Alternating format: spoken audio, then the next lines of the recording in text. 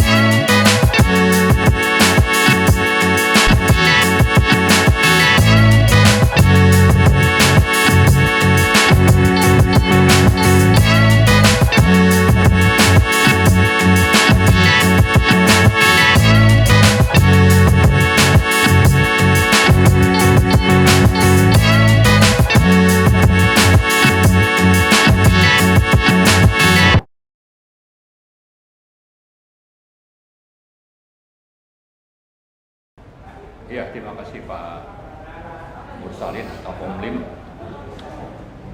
Sebetulnya yang paling mendasar adalah tadi kalau bicara komitmen negara-negara, itu targetnya di 2060 itu target seluruh dunia itu zero emission istilahnya. Jadi tidak ada lagi emisi gas rumah kaca atau emisi karbon. Dan Indonesia juga sudah meratifikasi kesepakatan dunia itu di COP, kalau nggak salah di Paris ya 2015. Kalau untuk yang itu kita setuju. Ya. Dan kalau orang di seluruh dunia atau di Indonesia beralih ke mobil listrik atau energi hijau apapun itu, kita setuju. Cuma yang kita persoalkan adalah bahwa perubahan itu harus dilakukan secara transparan dan yang paling efisien dan sesuai dengan kepentingan nasional. Seperti tadi saya contohkan ya. Di Cina itu jumlah mobil listrik sudah 7 juta, terbesar di dunia. Di Amerika itu 2 juta. Nah, kenapa bisa berkembang? Memang negaranya juga mensubsidi, ada kebijakan dari sisi regulasi, pajak dan sebagainya. Mereka mengembangkan itu dengan tujuan bukan cuma untuk rakyatnya, tapi juga untuk jualan ke luar negeri, dan ini kan untuk kepentingan ekonomi Cina juga gitu.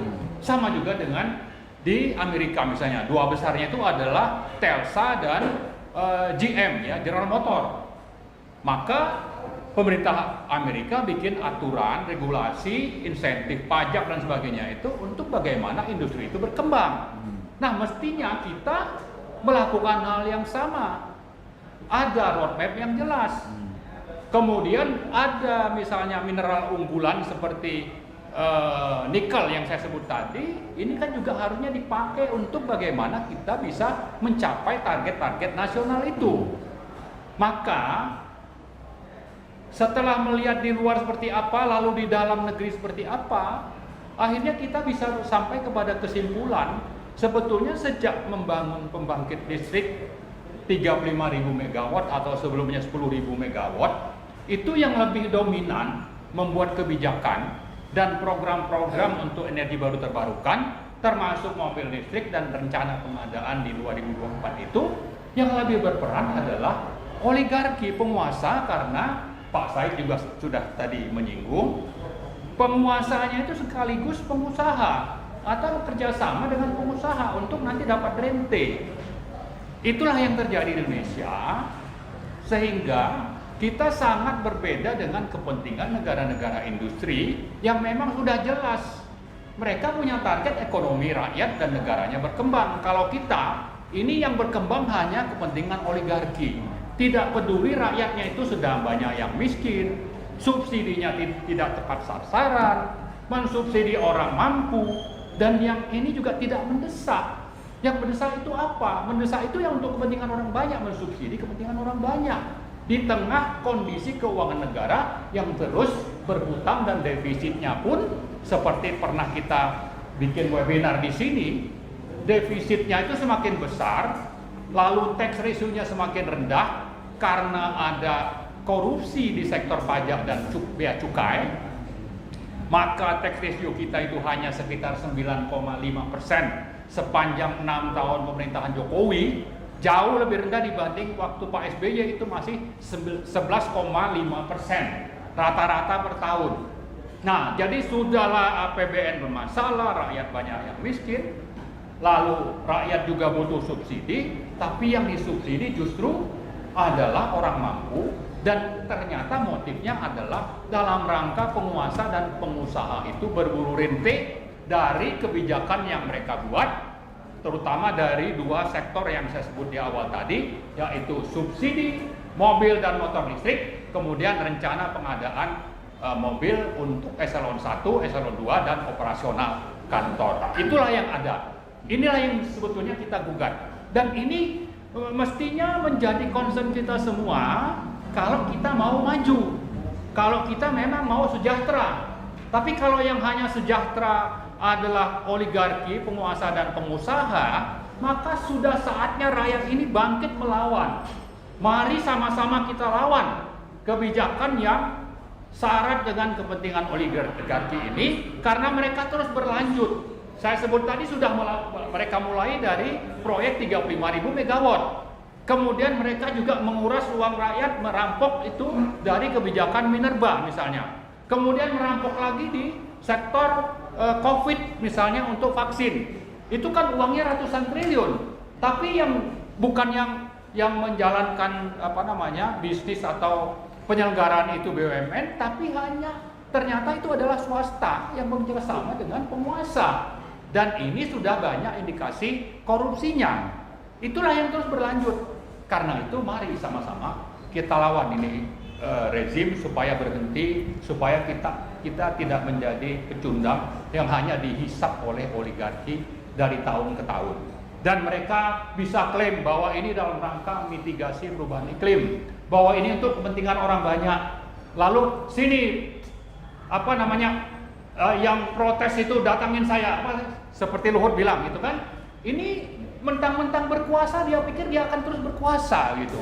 Ya kan, padahal dia kebijakannya itu untuk kepentingan pribadi atau kepentingan kelompok dan kepentingan oligarki.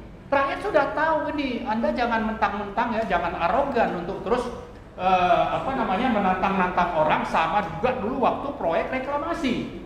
Waktu Anies protes, dia juga minta bertemu dengan Anies. Siapa tapi Luhut. Siapa tapi ternyata kan sebetulnya Anies bisa menjalankan program Pemda DKI sehingga proyek reklamasi dihentikan kecuali yang sudah keburu di reklamasi, sehingga itu terpaksa diteruskan. Tapi itu peran Pemda kan juga cukup banyak. Nah, orang seperti ini ya, saya kira memang sudah saatnya untuk dihentikan rakyat ya.